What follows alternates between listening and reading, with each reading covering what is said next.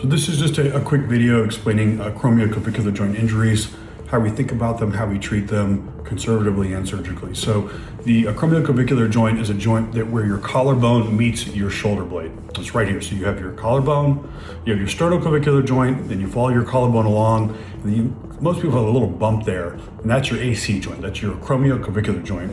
There's a lot of things that constrain it. One is just the capsule of the AC joint. And then you have your corticoclavicular ligaments, like you call your CC ligaments, which is your conoid and your trapezoid. So really there's three main constraints that's holding that together. And really it's the connection between your collarbone and your shoulder blade. It's what connects the whole system. So often someone will fall, land on a shoulder. We see it in football players, rugby players, soccer, any athlete that can fall, right, will land on this. And there's grades, right? So grade 1 is just a sprain.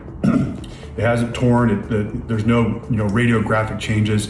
Those are non-op. 2 is it's up a little bit, right? Which means your CC ligaments are probably intact, but you maybe tore a little bit of the capsule there. Those are treated without surgery. So grade 1, 2, no surgery, they heal on their own. 3 is it comes up a little bit and maybe you tore your CC ligaments, and that's a little bit of a gray area, right?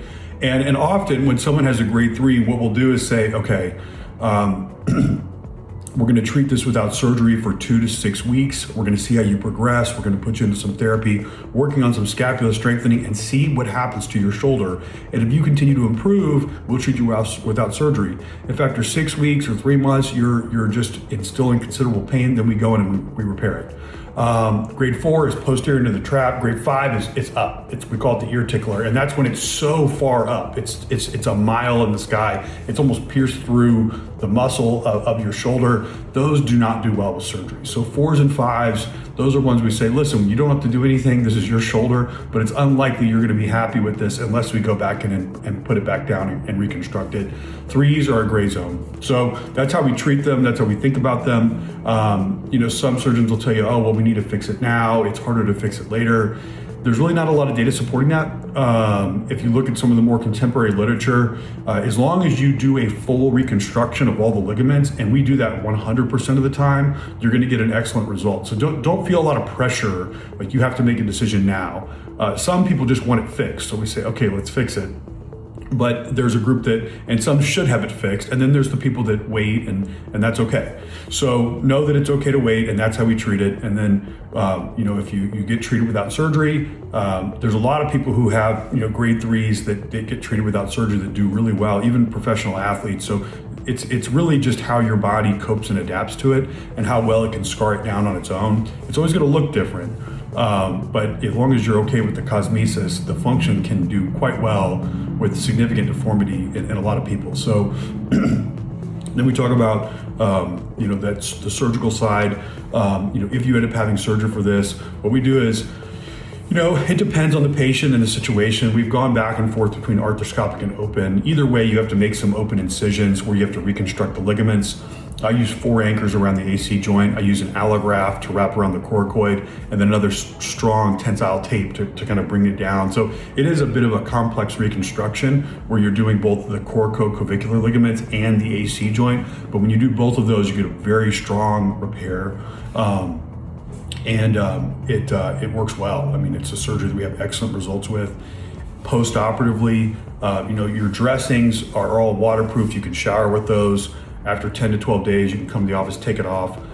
If we do an arthroscopic procedure, there may be a little poke holes that we have to take out those sutures. It just depends on the procedure. You may have some sutures to take out just depending on how we do it. The incisions that we make, we typically close those with a monocryl, so there's no sutures to take out if it's a bigger incision. In terms of pain, we do our typical pain meds, ibuprofen, Tylenol, Tramadol, oxycodone, and those are pretty standard. We typically do a nerve block after surgery, so you get about 36 hours of relief there. In terms of activity, I don't make you wear a sling. I say the sling is for comfort. You can move your arm around, but try to keep it below 90. So like hand to head is about as high as you want to go. If you go higher than that, you put quite a bit of stress across the AC joint. And then in terms of lifting, we want to keep the lifting less than 10 pounds. So you can be functional, you can go out, you can exercise, do things. We just don't want a lot of heavy lifting for that first 3 months as the collagen and everything is healing. We start physical therapy typically, 2 to 4 weeks out from surgery. They just do some gentle rotator cuff and scapular strengthening. And then really it's take it easy for 3 months. You don't need to wear a sling. You can move it around, keep it less than 90 for 6 weeks. After 6 weeks, you can move as much as you want. At 3 months, you can start to lift and do more like kind of heavy strengthening work, and the therapist will work with you on that. And then by typically 4 to 6 months, people have got back to most of their activities and they're doing great. And it's a surgery that gets very good results. And the AC joint's interesting when you do surgery on it. It's up really high, we bring it down, but then it can stretch out a little bit. So you look at your X-rays and it's always, there's not always, but sometimes there's a little bit of a recurrence of the deformity. But because we put so much stability around it, the patients do excellent. I mean, I have had a very high success rate with that surgery when we do it, and it's individual to the patient. So AC joint injuries are common. The surgery for us is relatively common because we see so many people with this injury, and just know that whether you have surgery or not, it's an injury that typically has a very high success rate to get you back to whatever activities you want to go back to.